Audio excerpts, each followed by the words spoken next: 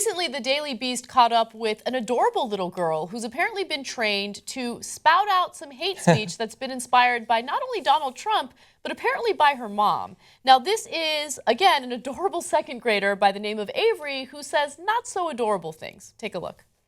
I took her out of school today for a special occasion. We're very upset that the doors closed on us. 1 minute late because of the traffic, that she wants to meet Donald Trump so badly. Illegal aliens. And only let people that I know So have you still paid? She said into the country. But other people into the country are bad, like ISIS. You cannot let them in.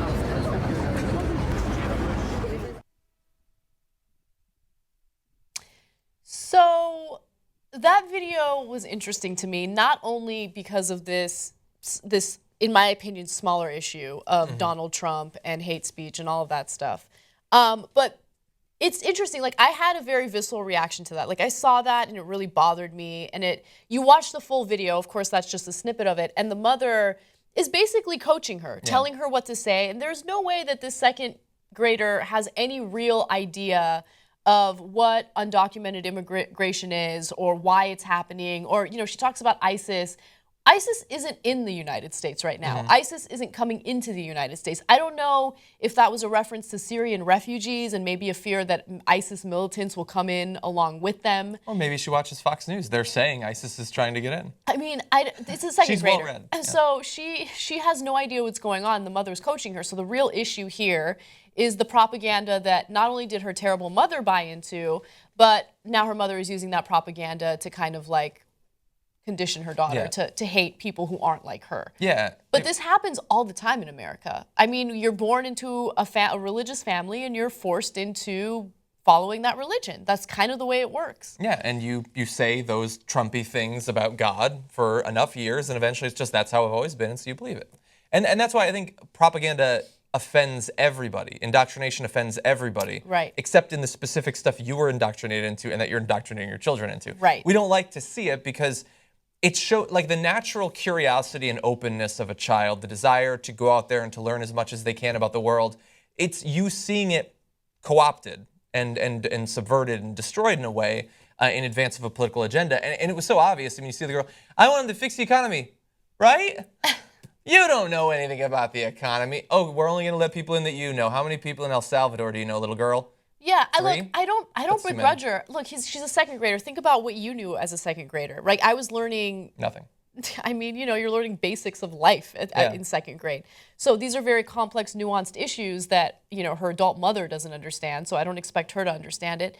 But here's another element or component to this story that I find kind of interesting. So this type of indoctrination has always happened. But now with the internet, if you are indoctrinated by your parents and you say crazy things as a kid, that video is going to exist forever, right? Her name's out there and her identity's out there. And this video, I don't think it's going to destroy her life, and I don't think it's going to, you know, stop her from getting a job or anything like that. But it's embarrassing to have a video like that out there where you're saying things like illegal aliens. Like, you don't know what her political ideology is going to be. She's thinking of spaceships when she says that. Yes. Yeah, we don't know. I mean, maybe this will end up being the smartest political stuff she ever says. Maybe she ends up looking like Sarah Palin.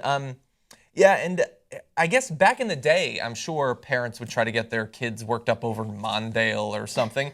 But now the desire is to produce the video that you saw, the video of the girl talking. They say that they're out on the street for publicity. And it's because they want to go viral because they've turned their kid into some sort of zombie. We saw the kid over Jeb. We showed that commercial, the kid who loved Jeb Bush.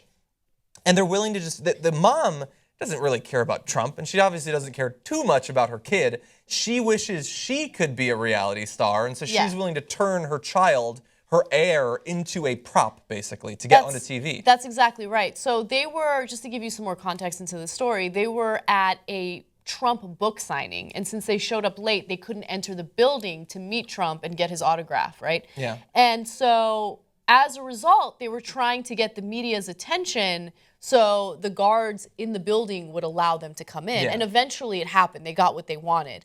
And again, this second grader, I'm sure has no idea who Trump is. I'm sure doesn't know anything about these political issues or, especially the issue of, undocumented immigrants in the country. But it's unpleasant to see something like that because, again, it's this cute girl who has her entire life ahead of her and she's saying these hateful things in a video that will exist on the internet for the rest of her life. Yeah, so I followed on the Daily Beast, and they finally did actually get in. They got the book. The girl said it was a little bit too simple, too many pictures. She wanted something more complicated. Fucking Trump.